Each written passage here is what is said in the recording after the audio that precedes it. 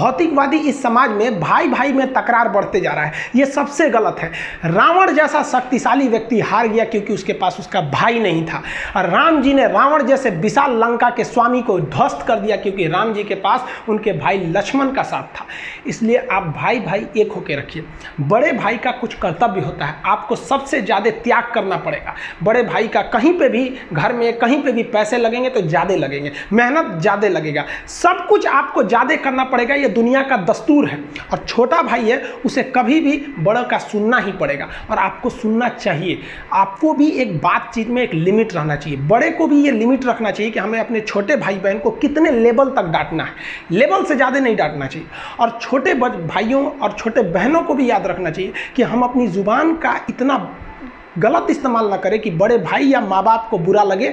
वो भले आपको कितना डांटे, लेकिन आप अपने आप के लिए एक लेवल बना के रखिए कि ये इतना लेवल के आगे नहीं जाएंगे हम। कुछ लोग भाई, अब बड़े भाई माँ बाप का जवाब दे देते, कहते ये करो, कहते नहीं करेंगे, क्या करेंगे। हद है भाई साहब, कोई कुछ नहीं करने वाला इस दुनिया में। मर भी जाओगे तो कौन पूछता है। एक तारा टूट जाने से आसमान सूना नहीं होता, लेकिन संस्कार विहीन व्यक्ति जानवर की तरह होता है। हम बहनों को भी कहना चाहेंगे, आप लोग के अंदर शिक्षा बहुत ज़रूरी है।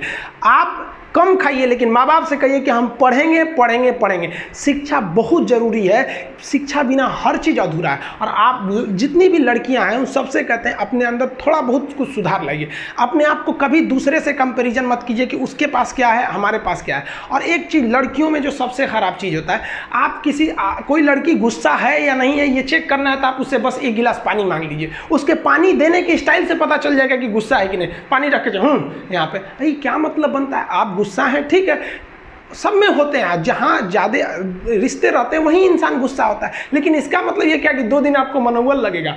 ये सारी ट्रेडिशनल चीज़ों को बदलिए, ये अच्छी बातें नहीं होती है। लड़कियों लोग को भी थोड़ा सा गंभीर बनिए। होता क्या है कि लोग कहते हैं ना कि एक लड़की को कोई बात अगर कह देंगे ना, दूसरे को मत बोलना, वो उसको भी बोलेगी और उसको भी ये बात बोल देगी, दूसरे उसको मत बोलना। अब पूरा मोहल्ला को पता चल जाएगा, सबको यही पता रहेगा कि किसी से बोलना नहीं है, लेकिन सबको पता चल जाएगा। भाई कुछ गंभीरता लाइए। लड़का लड़की सबको कहते हैं, ज़िंदगी के कुछ राज अपने तक ही रहिए। अपने करीबी भी दोस्त को कुछ खास राज को नहीं बताइए, क्योंकि कुछ करीबी दोस्त को भी ना, कुछ करीबी दोस्त होते हैं, फिर वो ट्रांसफ़र हो जाएगा आगे तक। बहुत सारी चीज़ें होती हैं जिस चीज़ को आप शेयर नहीं कर सकते। घर की चीज़ें हो गई, बहुत सी ऐसी चीज़ें होती हैं। आजकल ना ये गर्लफ्रेंड बॉयफ्रेंड ना एक ठो ट्रेंड चल गया, अजब हाल है भाई साहब। एक बात हम आपसे कहना चाहते हैं, मेरे पैसे से अगर आप मोबाइल खरीद लीजिएगा तो अल्टीमेटली इकोनॉमिक्स के हिसाब से उस मोबाइल पर अधिकार किसका होगा? मेरा होगा, क्योंकि पैसा मेरा है। तो आप सोचिए, आप बाप के पैसा से अगर लड़की पटाएंगे तो लड़की किसकी होगी इकोनॉमिक्स के हिसाब से? बाप के लिए। तो लड़कियों को भी कहते हैं कि भाई ऐसा लड़का को मत वैल्यू दो जो बाप की कमाई पे तुमको घुमा रहा है। और लड़कों भी कहते हैं जागो, अगर बहुत शौक है ना गर्लफ्रेंड बनाने का तो अपने पैर पे खड़े हो जाओ। जिस दिन पैर पर खड़े होगे ना, उस दिन समझ में आएगा ये सब चीज़ें फालतू चीज़ें होती हैं।